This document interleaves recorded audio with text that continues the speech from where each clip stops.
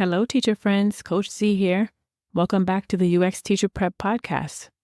One thing I did a lot of research on when I was interviewing for UX jobs was the interview questions. As a teacher going into a new field, I wanted to know what kinds of questions I'd have to answer and what kind of information I would need to know so I could be ready. I've talked to a few clients in the interview stage who have asked me, how should I prepare for my UX research interview? So in today's episode, I'll answer that question based on my own experience, UX professionals I've spoken to, and research that I've done. Stay tuned. Welcome to the UX Teacher Prep Podcast, the ultimate destination for educators who aspire to break into the field of user experience and product design. Your host, Z Arnold, a 15-year teacher turned UX researcher, is here to guide, coach, and mentor you through every twist and turn as you make your career transition into tech. If you're ready for a more satisfying career and lifestyle, and you want the balance to unleash your creativity, this podcast is for you. Now for the show.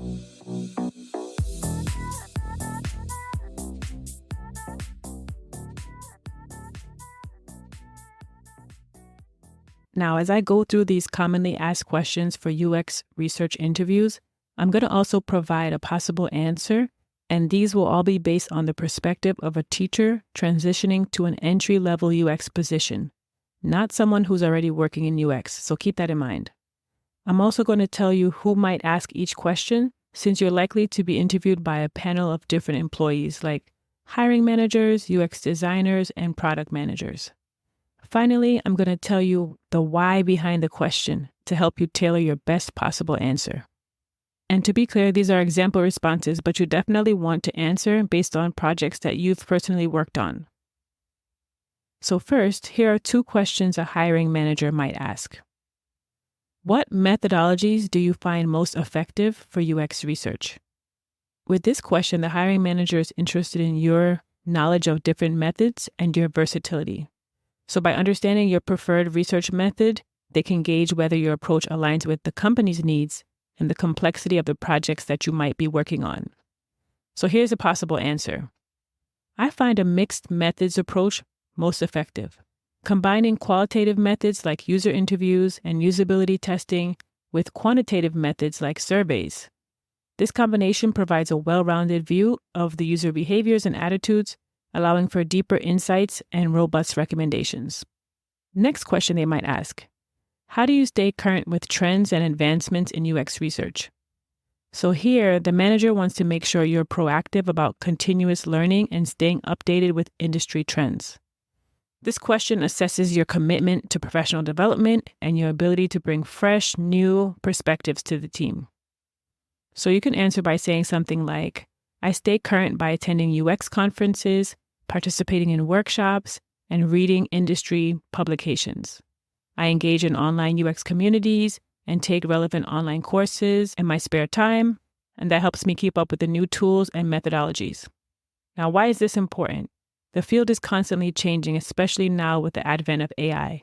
So hiring managers want to make sure you stay on top of what's happening so they can remain competitive in their company. So next, here are two questions a UX researcher or senior UX researcher who already work at the company might ask you.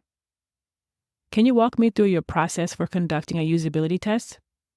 And you can insert other UX methods here, like concept testing or in-depth interviews, but usability tests are very common in UX research.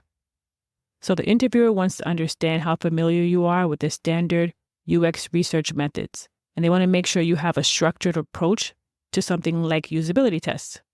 So this question assesses your ability to plan, execute, and analyze usability tests, which are critical skills for a UX researcher. Your answer should focus on a research process like plan, recruit, test, analyze, synthesize, and track implementation.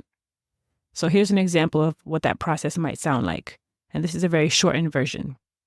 My process involves first defining the test objectives based on the user problems we're trying to solve. Then I draft a test plan, recruit participants who represent our target users, and create a discussion guide with tasks that reflect real-world scenarios. During the test, I observe and take notes on user interactions, identifying their pain points.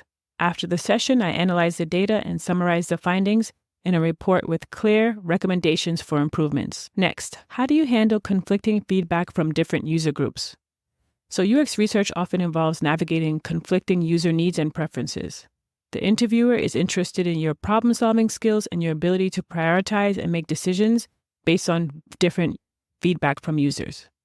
So this question gauges your ability to balance different perspectives and deliver actionable insights based on those perspectives.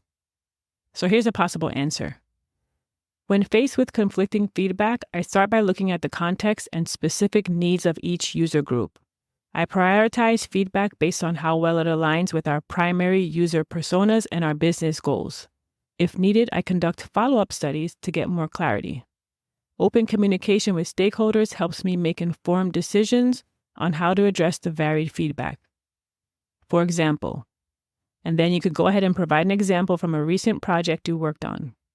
I feel like you always need to have examples ready from recent projects, especially when there was some sort of conflict involved, because you need to show how you respond to conflict. Every job is going to have some type of conflict or pushback. So you have to be ready to show how you handle that. Now, UX researchers work very closely with UX designers. So here are 3 questions a UX designer might ask. The first one is, how do you ensure your research findings are actionable for designers?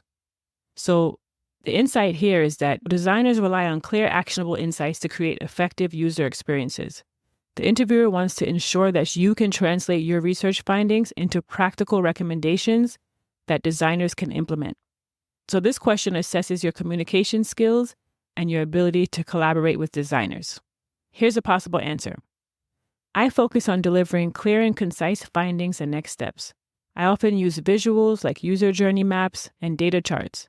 I work closely with designers throughout the process to make sure they understand the context and implications of the research. Regular feedback sessions and collaborative workshops help translate insights into actionable design recommendations.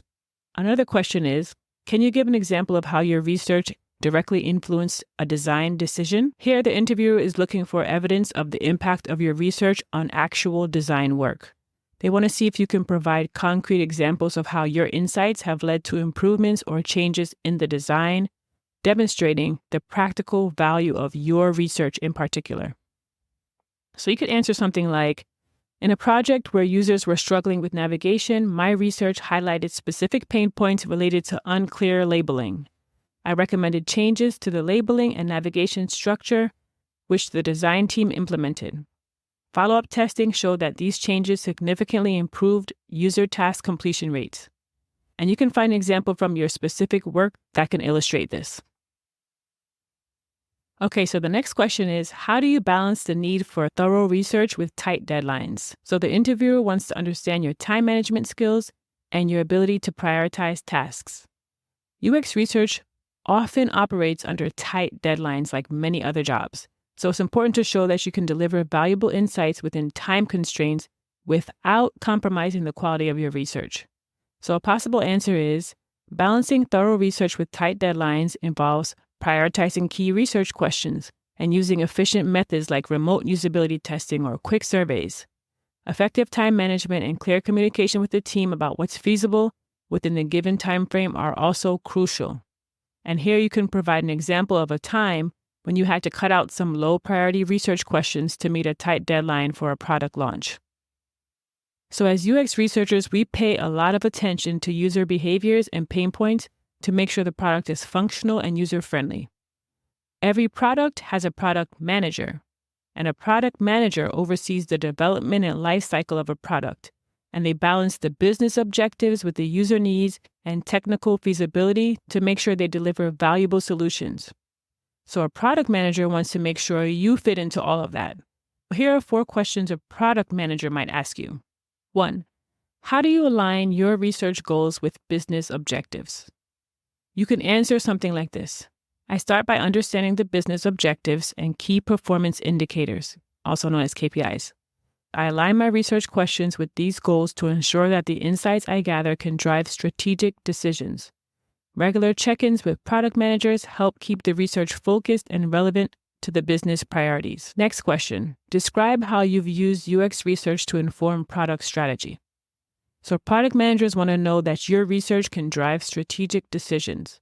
So by asking this question, they're looking to understand your ability to influence product direction based on user insights, demonstrating your strategic thinking and the tangible impact of your research on the product roadmap.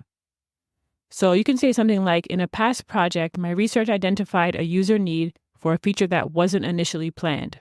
By presenting user evidence and demonstrating its potential value, we prioritized this feature in our product strategy, which led to increased user satisfaction and engagement post-launch.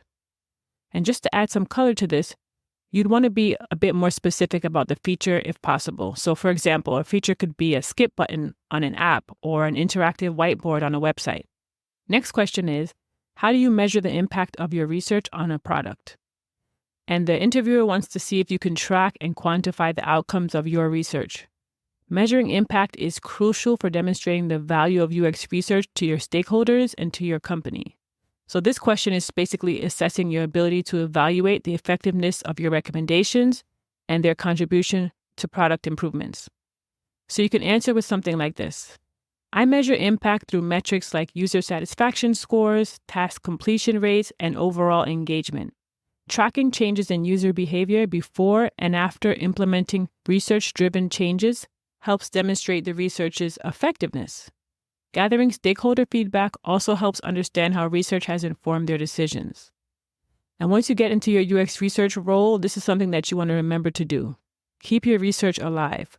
Once you've completed a project, make sure that you follow up and stay in the loop to see how these changes have impacted the product. And the last question is, can you discuss a time when you had to advocate for the importance of UX research to a skeptical stakeholder?